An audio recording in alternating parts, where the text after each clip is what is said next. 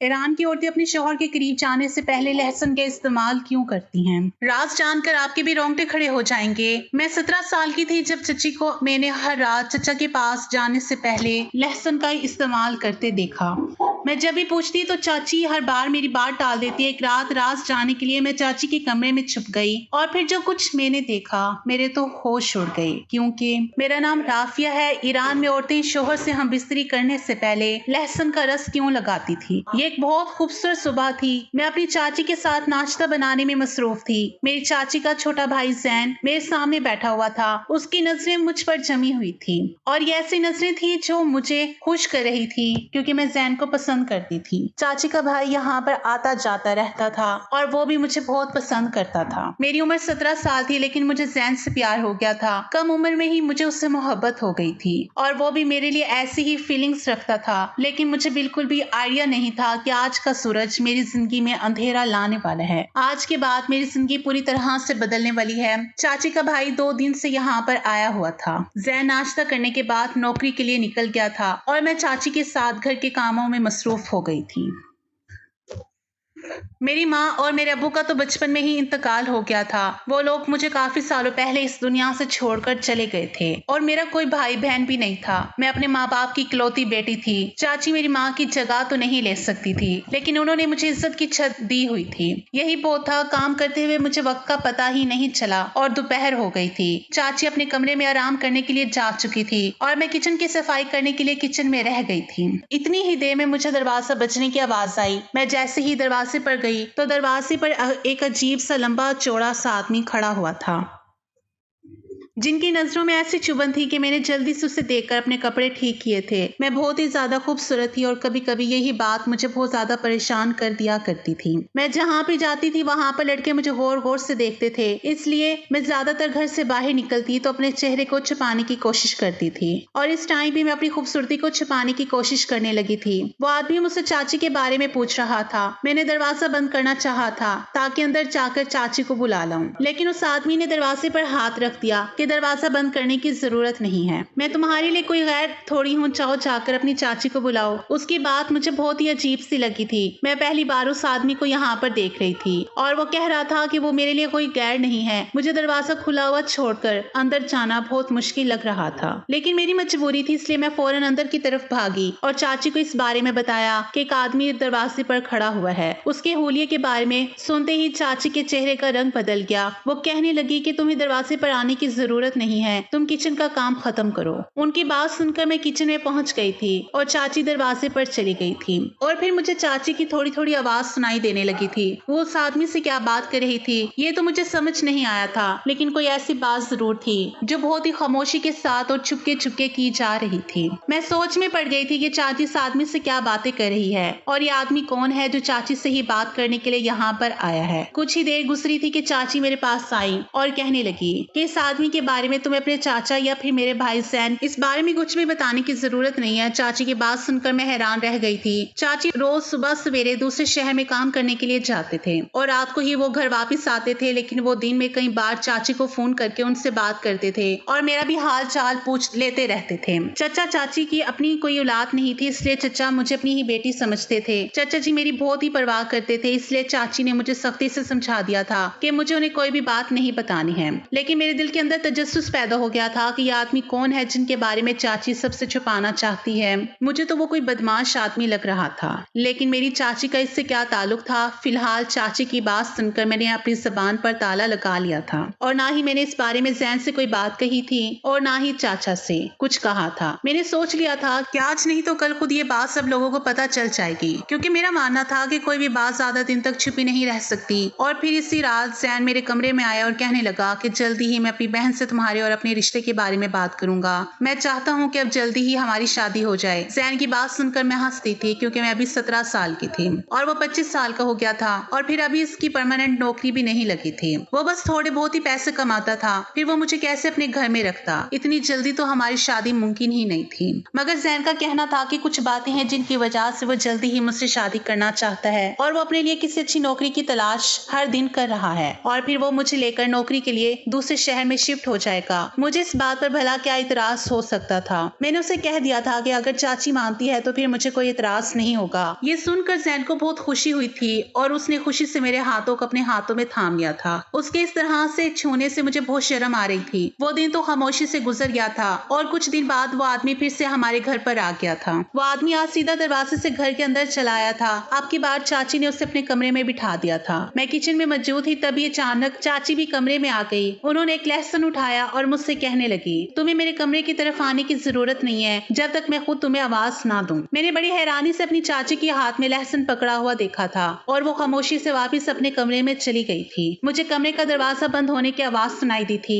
2 घंटे ही ऐसे गुजर गए थे और हर तरफ सन्नाटा छाया हुआ था। थोड़ी देर बाद मुझे चाची ने आवाज देकर जूस लाने के लिए कहा। मैं 2 गिलास जूस लेकर चाची के कमरे के दरवाजे तक जैसे ही पहुंची, वो दोनों आपस में कुछ बातें कर रहे थे और बातें करते करते मुझे देखकर तभी खामोश हो गए। मेरी नजर खुद ब खुद अपनी चाची पर ठहर गई थी क्योंकि उनकी हालत कुछ बदली बदली सी मालूम हो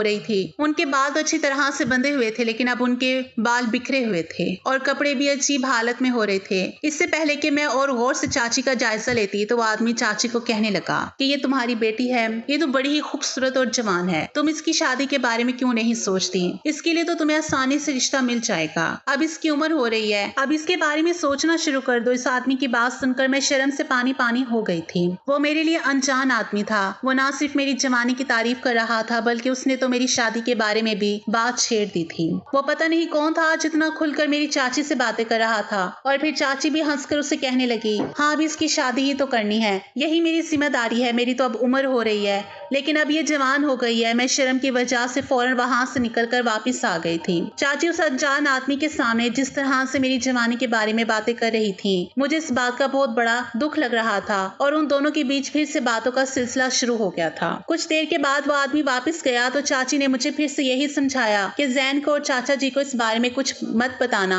लेकिन इत्तेफाक की बात थी कि अचानक उस वक्त जैन घर पर आ गया था। तबीयत खराब होने की वजह से वो अपने घर जाने के बजाय यहाँ पर आ गया था। उसने उस आदमी को घर से निकलते हुए देखा तो फौरन मेरे पास चला आया और मुझसे पूछने लगा कि यह आदमी कौन था और यहाँ पर क्यों आया था। मैंने इनकार करते हुए सर हिला दिया और कह दिया कि मुझे कुछ नहीं पता। यह आदमी चाची से मिलने के लिए आया था। जैन सीधा चाची से मिलने के लिए उनके कमरे में चला गया और फिर न जाने अचानक से ऐसा क्या हुआ कि उन दोनों की चीखने चलाने की जोर जोर से आवाजें आने लगी। चाची जैन को बुरा भला कह रही थी। जैन भी आगे से चाची को बहुत ज्यादा जवाब दे रहा था। न जाने उन दोनों के बीच क्या चल रहा था। मुझे इस बारे में तो कुछ पता ही नहीं था, लेकिन इतना आइडिया जरूर था कि बात कुछ ज्यादा ही बड़ी है और शायद इस अनजान आदमी से जुड़ी हुई है। काफी देर बाद जब जैन चाची के कमरे से बाहर आया तो उसका चेहरा गुस्से से लाल हुआ पड़ा था और वो स्टोर रूम में चला गया और जाकर अंदर बंद हो गया। उसकी तबीयत ठीक नहीं थी, इसलिए आज वो हमारे घर पर ही रुकने वाला था। उसके बाद चाची भी अपने कमरे से बाहर नहीं निकली। रात के खाने के टाइम पर जब मैं चाची को बुलाने के लिए गई तो चाची बहुत ही गुस्से में थी और मुझसे कहने लगी कि जाओ तुम जाकर खाना खा लो और सो जाओ। उनका रवैया मेरे साथ बहुत ज्यादा बुरा था। पता नहीं जैन ने कौन सा हंगामा खड़ा कर दिया था कि जिस बात का गुस्सा मुझ पर निकाल रहा था। मैंने चाची से इस बारे में पूछना भी चाहा कि क्या हुआ है तो वो कहने लगी, ये सब कुछ तुम्हारी वजह से तो हुआ है, इसलिए ज्यादा मासूम बनने की जरूरत नहीं है और यहाँ से दफा हो जाओ। मुझे अपनी शक्ल मत दिखाना। मैं आंसू बहाती हुई उनके कमरे से निकल आई थी और लगातार फूट फूट कर रो रही थी। आज मुझे बड़ी बेचैनी के साथ अपने वालिदैन याद आ रहे थे। मैं अपने छोटे से कमरे में बिस्तर पर लेटी तो मेरे दिमाग में बस यही बात आ रही थी कि जैन ने अपनी बहन से ना जाने किस बात पर झगड़ा किया है। क्या इस अनजान आदमी की वजह से उसका और चाची का झगड़ा हुआ है? स्टोर रूम का दरवाजा तो अंदर से लॉक था, वरना मैं उसे जाकर जरूर पूछती। जैन जब भी हमारे घर पर आता था तो वो इधर ही ठहरता था। हमारा घर छोटा था और सिर्फ 2 ही कमरे थे। एक में चचा और चाची रहते थे और दूसरे कमरे में मैं रहती थी और एक छोटा सा स्टोर रूम बना हुआ था जहाँ पर जैन कभी कभी ठहर जाता था। मुझे सुबह होने का इंतजार था। सुबह हुई तो ये बात चाची से पता चलनी थी या फिर मुझे जैन से ही पूछनी थी, लेकिन अगली सुबह इससे भी ज्यादा कुछ अजीब सा हुआ था। जब मैं सोकर उठी तो जैन घर से जा चुका था और चाची भी खामोशी से घर का काम कर रही थी। उन्होंने मुझसे कोई बात नहीं की और उनका रवैया देखते हुए भी उनसे कुछ पूछ नहीं सकी। सुबह उठते ही मेरा पहला काम सफाई करना था, इसलिए मैं सीधा सफाई करने में मसरूफ हो गई और चाची के कमरे की सफाई करने के दौरान मुझे वहाँ लहसुन का टुकड़ा पड़ा हुआ मिल गया, जिसे चाची किचन से लेकर अपने कमरे में गई थी और मैं सोच रही थी कि चाची लहसुन क्यों उठाकर लाई थी। आखिर उस अनजान आदमी को इस लहसुन का क्या करना था, या फिर चाची ने ही इस लहसुन का इस्तेमाल किया था, क्योंकि वो बहुत ही दबा हुआ लग रहा था। उसे खाया नहीं गया था, उसका छिलका भी उतरा हुआ था। ऐसा लग रहा था जैसे ही उसका रस निकाल लिया गया है। मैंने सफाई करते टाइम उसे फेंक दिया था और फिर सफाई में बिजी हो गई। फिर शाम के टाइम चाची मुझसे कहने लगी, चलो मार्केट चलते हैं, कुछ सामान लाना है। कभी कभी ऐसा हो जाता था कि चाची मुझे अपने साथ मार्केट ले जाती थी, इसलिए मैंने दुपट्टा लिया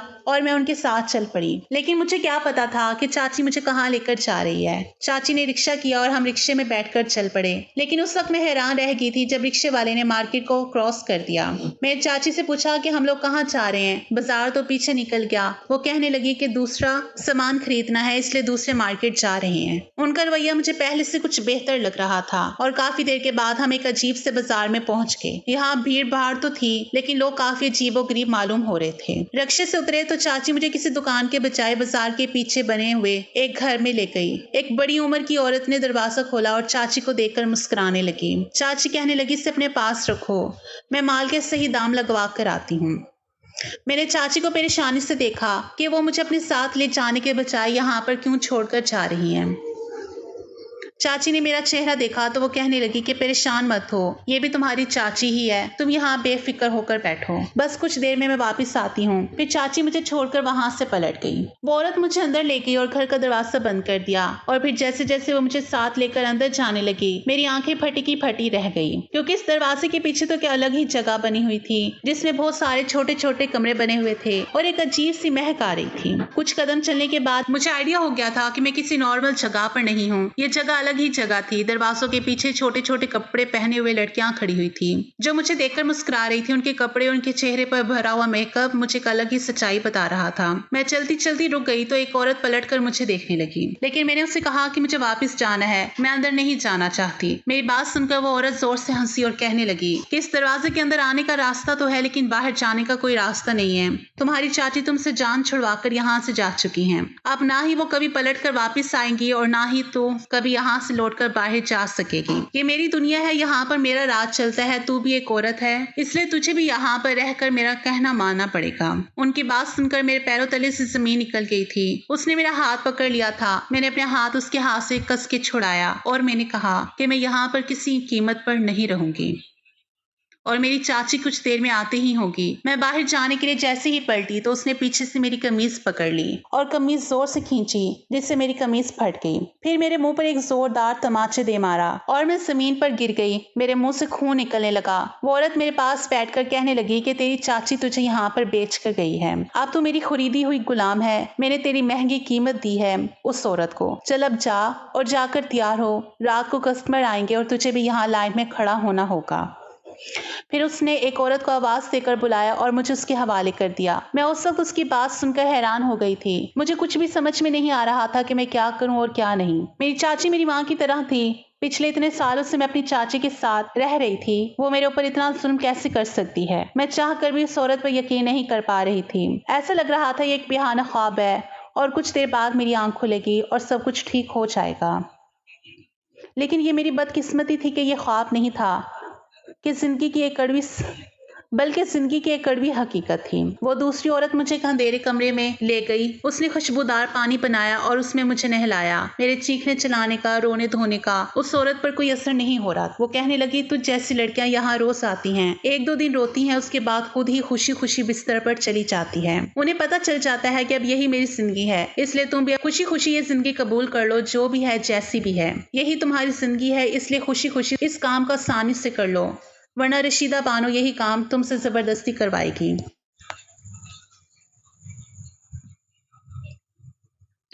और तुझे तकलीफ भी ज्यादा होगी। उनकी बातें सुनकर मेरे वजूद में करंट दौड़ गया था। मैं 17 साल की थी और वो मुझे इस धंधे में उतारना चाहती थी। वो मुझे कमरे की तरफ खींचते हुए ले गई, जहां से मुझे चीखने चिल्लाने की आवाजें आ रही थी। वो कहने लगी, देखो ये लड़की रशीदा बानो की बात नहीं मान रही थी, इसलिए इसे यहाँ पर बंद करके रखा गया है। इस बेचारी को ना खाने को कुछ दिया जा रहा है और ना ही पीने को। अगर तुमने भी मेरी बात नहीं मानी तो तुम्हें भी ना खाने को कुछ दिया जाएगा और ना ही पीने को। तुम्हारा भी यही हाल होगा। उसकी जबरदस्ती करने पर मैंने खुशबूदार पानी से गुस्ल किया था और फिर उसने मुझे दुल्हन की तरह तैयार करना शुरू किया।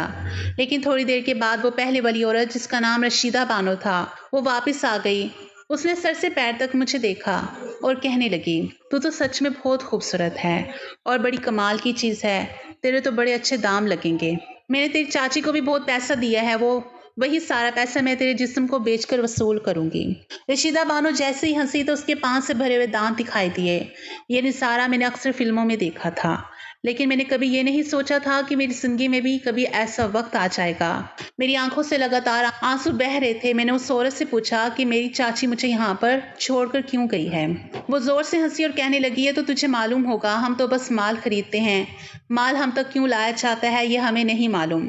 वो दूसरी औरत जिसका नाम बेगम चांद था, रशीदा बानो से कहने लगी कि ये अभी छोटी है, इसे अभी हमारे काम के बारे में कुछ पता भी नहीं है।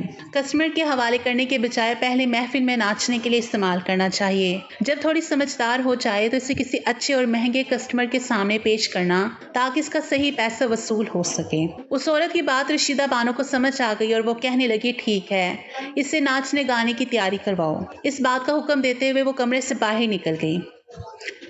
बेगम चांद मेरी तरफ देखकर कहने लगी कि कुछ दिनों के लिए मैंने तुम्हें बचा लिया है, लेकिन याद रखो, इस दुनिया में आज नहीं तो कल तुम्हें कस्टमर के पास जाना ही होगा, क्योंकि यही तुम्हारा काम है।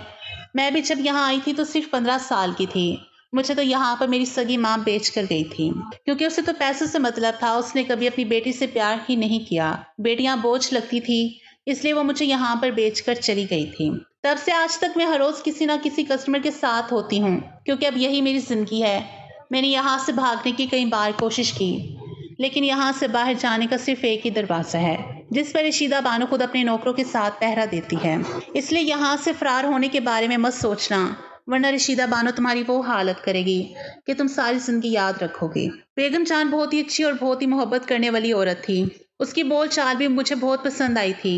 बाकी यहाँ तो कोई औरत ढंग से बात ही नहीं करती थी। वो मुझे ना सिर्फ प्यार से समझा रही थी, बल्कि खुद भी नाच गाना भी सिखा रही थी, जबकि मैं सारा टाइम रोती रहती थी। मुझे अपनी इस किस्मत पर बहुत अफसोस हो रहा था कि मुझे और कोई नहीं बल्कि मेरी अपनी ही चाची यहाँ पर छोड़कर चली गई। और फिर कुछ दिन इस तरह से गुजर गए। अब तो रोते रोते मेरी आंखों का पानी भी सूख चुका था। मैंने अपने दिल को समझा लिया था और सोच लिया था कि ज्यादा रोने से भी कोई फायदा नहीं है। मुझे यकीन हो गया था कि मेरी चाची मुझे लेने के लिए कभी नहीं आएगी। ना जाने उन्होंने मुझसे किस बात का बदला लिया था। जैन ने उनसे आखिर ऐसा क्या कहा था जो वो मुझे अगले ही दिन इस दुनिया में छोड़कर चली गई थी। मैं सवाल का जवाब जानना चाहती थी कि मेरी चाची ने मेरे साथ ये सब कुछ क्यों किया, लेकिन फिलहाल इन सवालों का जवाब देने वाला कोई नहीं था। मुझे 1 महीने तक इन महफिलों के बारे में और नाचना भी सिखा दिया था, और फिर मुझे भी इस महफिल का हिस्सा बनाया जाने लगा था, जहां शराब के नशे में डूबे हुए आदमी हमारे सामने बैठ जाते थे और हमें अजीबोगरीब कपड़ों में उनके सामने अपना नाच पेश करना पड़ता था। पुरानी लड़कियां तो नाचने में ही काफी माहिर हो गई थी। वो इस काम को बड़ी आसानी से कर लिया करती थी, लेकिन मेरे लिए ये काम बहुत ही मुश्किल था। मैंने सारी जिंदगी जैन के सिवा किसी को देखा ही नहीं था, ना ही कभी घर की चार दीवारी से अकेले में बाहर निकली थी। यहाँ इतने अनजान आदमियों के आगे अपने जलवा पेश करना मेरे लिए बहुत ही मुश्किल था। लेकिन जहाँ कहीं मेरे कदम रुकते थे, तभी रशीदा बानो हाथ में पकड़ा हुआ चाकू घुमाकर मेरी कमर पर दे मारती, और सभी लोग इस बात से अनजान होते। 2-4 दिन ही गुजरे थे कि मुझे समझ आ गया था कि अब यही मेरी दुनिया है, और मुझे यहीं पर रशीदा बानो के इशारों पर नाचना मेरी मजबूरी है, क्योंकि जिस दिन मैं सही से नहीं नाचा करती थी, मेरा खाना पीना बंद कर दिया जाता था, और फिर मैं सारा दिन भूख प्यास में तड़पती रहती थी। इसलिए मैंने भी नाचने में बराबर से हिस्सा लेना शुरू कर दिया था। और फिर इसी तरह से 1 महीना और गुजर गया था। एक अमीर आदमी कोठे पर चलाया। उसने आते ही सबसे पहले मेरे दाम लगाए थे। वो मुझे 2 लाख रुपयों की कीमत पर एक रात के लिए खरीदना चाहता था, और वो बहुत बड़ी रकम थी। रशीदा बानो तो खुशी खुशी फौरन ही राजी हो गई थी। उसने उस आदमी से रुपया ले लिया और उसे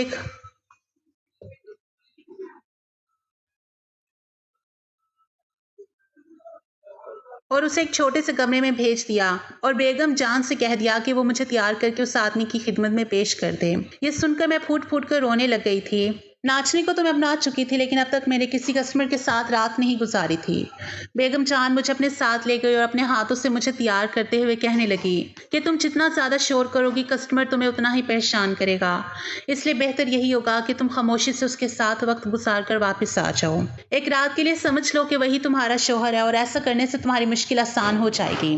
बेगम जान मुझे तैयार करते हुए शीशे में मुझे दिखाते हुए कहने लगी, हमारी खूबसूरती ही हमारे लिए मुसीबत बन जाती है। ये तुम्हारा खूबसूरत चेहरा और गोरा चिटा जिस्म, ये तुम्हारे लिए सिवाय मुसीबत के और कुछ नहीं है। अगर तुम इतनी खूबसूरत ना होती तो कोई तुम्हारा दाम भी नहीं लगाता। मैं भी अपनी इस खूबसूरती से तंग आ चुकी हूँ। मैं 40 साल की होने वाली हूँ, लेकिन मेरा खूबसूरत चेहरा और मेरे जिस्म की चमक दमक मुझे बूढ़ा नहीं होने देती। कोई ना कोई मेरा दाम लगा ही देता है और फिर मुझे खुद को उसके सामने पेश करना पड़ता है। तुम भी जब तक खूबसूरत हो तब तक तुम्हें ये सब कुछ झेलना होगा। बेगम जान मुझे दिमागी तौर पर तैयार कर रही थी और मेरे आंसू थे ये कि रुकने का नाम ही नहीं ले रहे थे। मुझे बार बार चचा और जैन की याद सता रही थी। मुझे अब तक इस बात पर यकीन नहीं आया था कि चाची मुझे जानबूझकर यहाँ पर छोड़कर गई हैं और इस सब के लिए शायद जैन जिम्मेदार है। जब मैं पूरी तरह से तैयार हो गई तो बेगम चाह ने मेरी नजर उतारी और गहरी सांस भर के कहने लगी, कमरे में दाखिल हो जाना और खुद को उस आदमी के हवाले कर देना। मेरे पास भी इसके सिवा और कोई रास्ता नहीं था, इसलिए मैं इस छोटे से कमरे के अंदर चली गई जहां पर एक नन्हा सा बल्ब जल रहा था। धीमी सी रोशनी में मुझे सब कुछ भयानक लग रहा था। मैंने सोचा था कि जाती ही मैं उस आदमी के पैरों में गिर जाऊंगी और उससे कहूंगी कि वो मेरे साथ कोई जबरदस्ती ना करे। मैं रहम की भीख मांगूंगी तो उसे मुझ पर तरस आ ही जाएगा।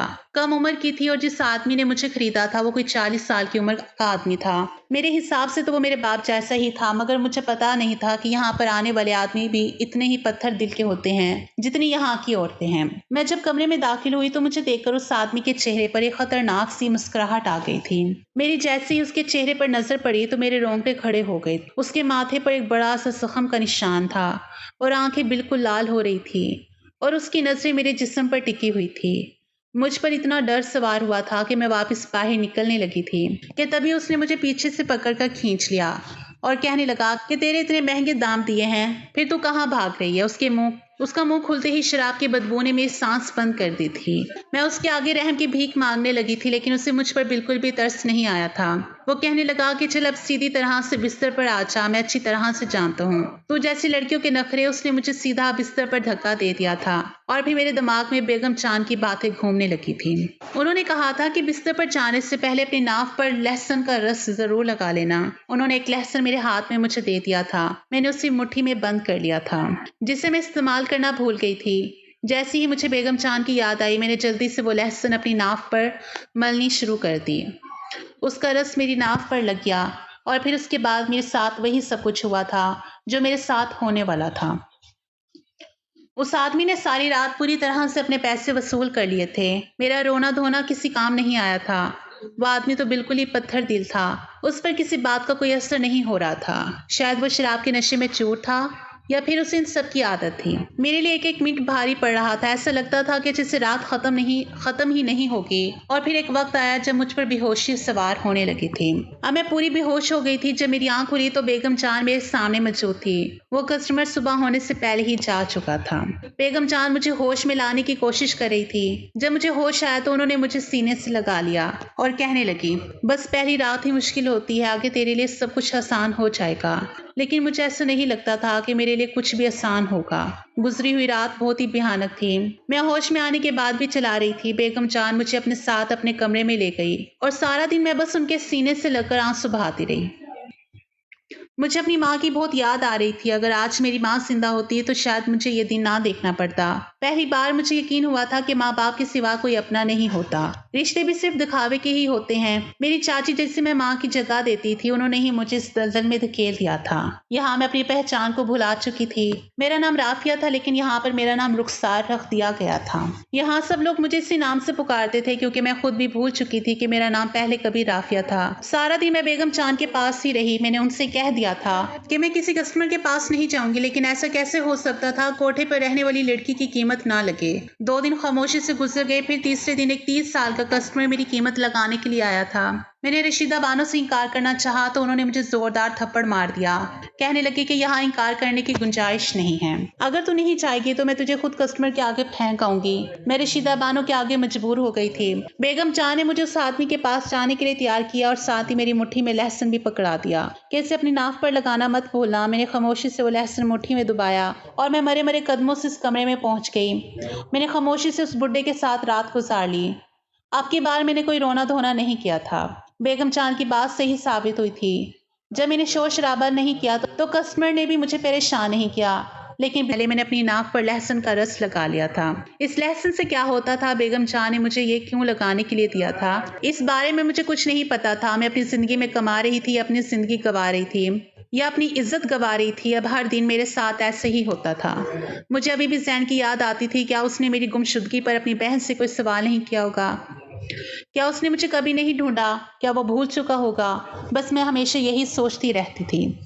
वो कस्टमर चला गया था और मैं खामोशी से बेगम चांद के कमरे में चली गई थी। वो मुझे देखकर मुस्कुराई और धीरे से कहने लगी, तुम कस्टमर के पास जाने से पहले अपनी नाक पर लहसुन का रस लगा लेती हो ना? बेगम चांद की बात पर मैंने हाँ में सर हिला दिया था। बेगम चांद ने कहा कि तुम मेरी बेटी की उम्र की तो हो। मैं तुम्हें अपनी बेटी ही समझती हूँ, लेकिन मैं तुम्हें लोगों से नहीं बचा सकती। तुम्हारी पहचान बदल गई है। अगर तुम यहाँ से भागने की भी कोशिश करोगी तो यह माशरा तुम्हें जीने नहीं देगा, क्योंकि तुम एक धंधा करने वाली औरत बन गई हो। बेगम जान मुझे हमेशा यही समझाती थी कि अब कभी भी यहाँ से बाहर की दुनिया के बारे में मत सोचना, और मैंने बेगम जान की बातों को अपने दिलो दिमाग में बसा लिया था। ऐसे ही मुझे 8 महीने यहाँ पर रहते हुए गुजर गए। अब तो मैं इस काम की आदी हो गई थी। मुझे सिर्फ इतना पता होता था कि कस्टमर मेरा इंतजार कर रहा है और मैं खुद ही अपने आप को तैयार कर लिया करती थी। मैं जो कभी जैन की दुल्हन बनने के ख्वाब देखती थी, अब हर रात ही हर नए मर्द की दुल्हन बनती थी। लेकिन हर रात बेगम जान मुझे लहसुन पकड़ाना नहीं भूलती थी, और ये ज़रूर बताती थी कि बिस्तर पर जाने से पहले पहले ये लहसुन अपनी नाक पर ज़रूर लगा लेना। 1-2 बार मैंने इसके बारे में बेगम जान से पूछा, इस लहसुन में ऐसा क्या है जो आप हर बार मुझे दे देती हो?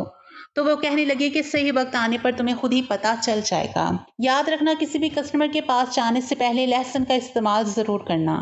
काफ़ी दिनों से मैं देख रही थी कि बेगम जान बीमार थी, लेकिन वो अपना इलाज नहीं करा रही थी। वैसे भी हम जैसी औरतों का इलाज मुमकिन कहाँ है? हमारा तो यहाँ कोई अपना ही नहीं है जो हमारी फिक्र कर सके। मेरी फिक्र करने वाली यहाँ पर सिर्फ बेगम जान थी। अगले ही दिन मेरे पास रशीदा बानो आई और कहने लगी कि रात को तैयार रहना, तुम्हारे पास एक कस्टमर आएगा। ये कहकर वो चली गई और मैं तैयार होने लगी, क्योंकि अब मुझे इस दुनिया की आदत हो गई थी। मैं जब पूरी तरह से तैयार हो गई तो बेगम जान ने फिर आकर मुझे लहसुन का टुकड़ा पकड़ाया। मैं आज सोच में पड़ गई थी कि आखिर बेगम जान मुझे ये लहसुन क्यों देती है। आज मैं उनसे इस सवाल को पूछ कर ही रहूंगी, लेकिन मुझे कस्टमर के पास जाने के लिए देर हो रही थी। इसलिए मैंने सोचा कि जब मैं वापस आऊंगी तो उनसे सवाल का जवाब ज़रूर पूछूंगी। कस्टमर मेरा इंतजार कर रहा था, इसलिए मैं कस्टमर के कमरे में उसके पास पहुंची, लेकिन इससे पहले मैंने लहसुन के रस को अपनी नाक पर लगा लिया था। हालांकि मैं इतना ज़रूर जानती थी कि इसके पीछे कोई ना कोई ख़ास बात तो ज़रूर है। मेरे दिमाग में बार बार लहसुन वाली बात घूम रही थी। अगर मुझे कोई इस बारे में बता सकता था तो वो सिर्फ बेगम जान थी, और आज मैंने फैसला कर लिया था कि मैं उनसे पूछ कर ही रहूंगी, क्योंकि वो हर बार मुझे लहसुन के बारे में बताना नहीं भूलती थी। मैं जैसे ही कमरे में पहुंची तो मेरी आंखें फटी की फटी रह गई, क्योंकि इस कमरे में मौजूदा मर्द कोई और नहीं बल्कि जैन था, जो नशे में चूर बिस्तर पर बैठा हुआ था और मुझे देखते ही वो एकदम उछल पड़ा और फिर मेरे पास आकर हैरानी से पूछने लगा, राफिया तुम यहाँ पर क्या कर रही हो? मैंने तुम्हें कहाँ कहाँ तलाश नहीं किया। मैंने उसे जोर से धक्का दिया और पीछे हटाकर कहा कि मैं राफिया नहीं हूँ, मेरा नाम रुखसार है। मुझ में इतनी हिम्मत नहीं थी कि मैं राफिया बनकर जैन का सामना करती। मेरी इज्जत लूट चुकी थी। सालों से इस कोठे पर मेरी इज्जत नीलाम हो रही थी। जैन ने आकर मेरे कंधों से पकड़कर मुझे झंझोड़ दिया और कहने लगा, मैं अच्छी तरह से जानता हूँ तुम ही मेरी राफिया हो। तुम यहाँ तक कैसे पहुंची? मुझे तो मेरी बहन ने यही बताया था कि तुम किसी लड़की के साथ भाग गई हो। जैन की बात सुनकर मेरे होश उड़ गए और फिर मैंने उसे अपनी पूरी कहानी बताई। मुझे यहाँ तक पहुँचाने वाला कोई और नहीं बल्कि उसकी अपनी ही बहन थी।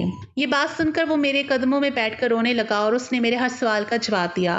उसने मुझे बताया कि जब से मेरी बहन को तुम्हारे और मेरे अफेयर के बारे में पता चला था, तभी से वो तुमसे नफरत करने लगी थी।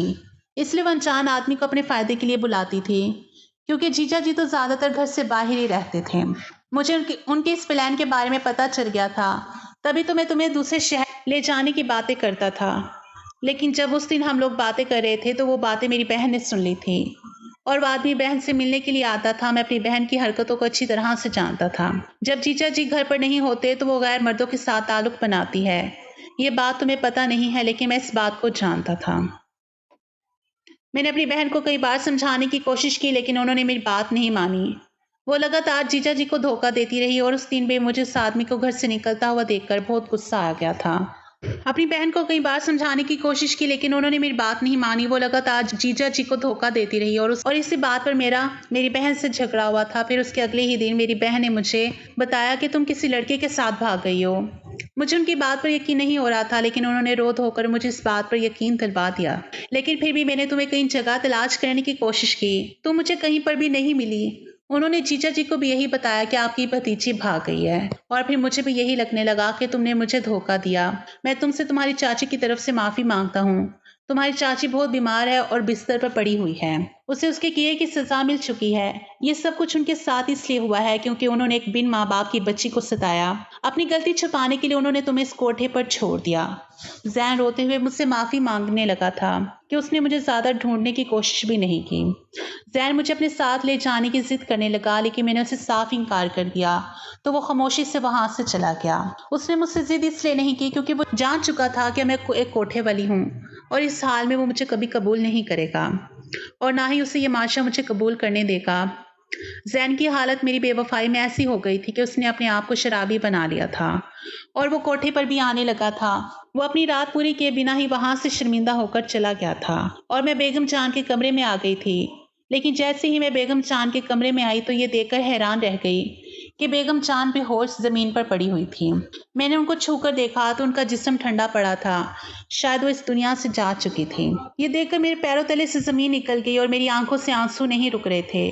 मैं बेगम जान को ही अपना सब कुछ मानती थी और आज वो मुझे इस दुनिया से छोड़कर जा चुकी थी। लेकिन उनकी मिट्टी में चिट्ठी थी जिस पर उनकी पूरी कहानी लिखी हुई थी कि वो किस तरह से इस कोठे पर आई थी और उन्होंने किस तरह से अपनी ज़िंदगी गुजारी थी। और साथ ही चिट्ठी पर भी ये लिखा हुआ था कि इस लहसुन को नाव पर लगाने से क्या होता है। दरअसल इस लहसुन के रस को नाव पर लगाने से औरत कभी भी प्रेग्नेंट नहीं होती और वो तरह तरह की बीमारियों से भी दूर रहती है। बेगम चांद को ये सब कुछ बताने वाला कोई नहीं था इसलिए वो इतनी ज़्यादा बीमार हो गई थी। लेकिन जब उन्हें इस बारे में पता चला तो उन्होंने ये नुस्खा मुझ पर आजमाना शुरू कर दिया। उन्हें मेरी सेहत की बहुत फिक्र थी इसलिए वो हर बार मुझे लहसुन पकड़ाना नहीं भूलती थी। पर अफसोस की बात यह थी कि बेगम जान इस दुनिया से जा चुकी थी और अब कोई भी मुझे ये लहसुन पकड़ाने वाला नहीं था और मैं अब यहीं इस कोठे पर अपनी बची कुची जिंदगी गुजार रही हूँ। लेकिन आज भी मुझे बेगम जान की याद आती है जिसे मेरी इतनी फिक्र थी। लहसुन का रस अपनी नाक पर लगाने से मुझे आज तक कोई बीमारी नहीं हुई है और ना ही मैं किसी कस्टमर से हामला हुई हूँ। दोस्तों उम्मीद करती हूँ आपको हमारी कहानी पसंद आई होगी। कहानी पसंद आई है तो वीडियो को लाइक करें, चैनल पर नए हैं तो चैनल को सब्सक्राइब करें और हाँ नोटिफिकेशन बेल को ज़रूर दबाएं ताकि अगली अपडेट सबसे पहले आपको मिले।